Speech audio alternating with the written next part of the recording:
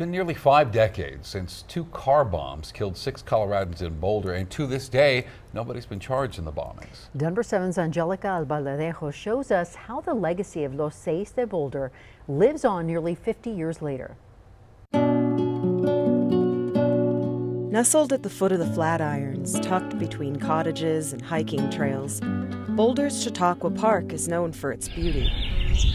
But this picturesque place was also the scene of an explosion that shook Boulder, killing 6 and leaving a community in turmoil. Why didn't this get the attention it needed? Why wasn't this investigated appropriately? Why wasn't there resolution? Why did things seem to disappear? Why was there not follow-up? A car exploded, and then another.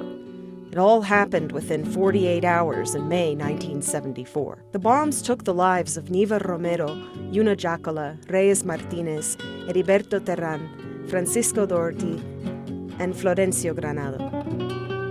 Los Seis de Boulder.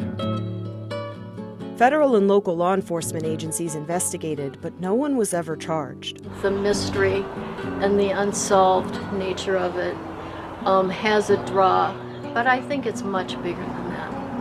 I think it's a reflection of the work that was being done. The young people who died were part of a student movement on the CU Boulder campus, fighting to open the doors to education for Mexican Americans, also known as Chicanos. A lot of people don't know that Colorado was really a hotbed of Chicano activism, on par with places in Texas and Los Angeles. When the bombs went off, And it was such a traumatic event, and as a Chicano community, we still carry that with us. We carry a real desire to understand that moment in history, and because it shaped us, and it continues to shape us. Almost 50 years later, family, friends, historians, archivists, and CU Boulder students are finding ways to retell the story and keep the fight for equity alive. We die when we lose our bodies.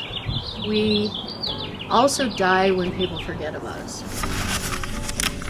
When I work with students and I bring this material out to them, being able to touch their own history and interact with it in a tangible way means so much more than when you're looking at something on a computer screen. Boxes filled with newspapers, banners, and handwritten notes tell the story. CU Boulder was one of the epicenters of the Chicano movement in Colorado, which is a really important history that has not until recent years been well documented and well explored. In the years before the bombs went off, the student group known as UMAS, United Mexican American Students, was protesting and occupying campus buildings to demand financial aid and higher enrollment of Chicanos. The community now sees the 6 who died as what they call symbols of resistance. Those symbols of resistance include more than the 6 who died in the car bombings. A 7th man, Antonio Alcantar, survived but was badly injured, and other Chicano activists also lost their lives to violence in the years before and after. At the History Colorado Center in Denver, those lives and the part they played in shaping the state are on display. It means so much. We have memorialized people who, in their pursuit of justice, were tenacious. Nikki Gonzalez was Colorado's first Latina state historian. She helped put this exhibit together. For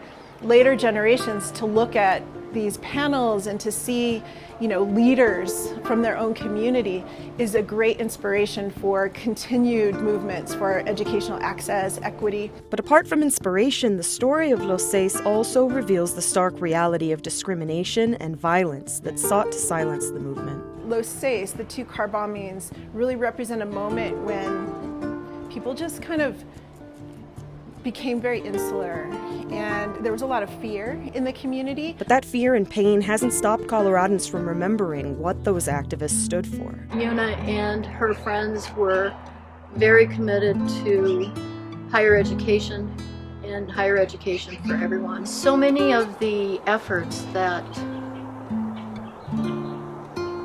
my sister and her friends and colleagues were involved in are the efforts that we still need to be involved with today. Reporting from Boulder and Denver, I'm Angelica Albaladejo, Denver 7. And Angelica has a series of stories covering the tragedy in Boulder, and you can watch Denver 7 News at 10 tomorrow night to hear from the families of those who died and how they are finding ways to honor them.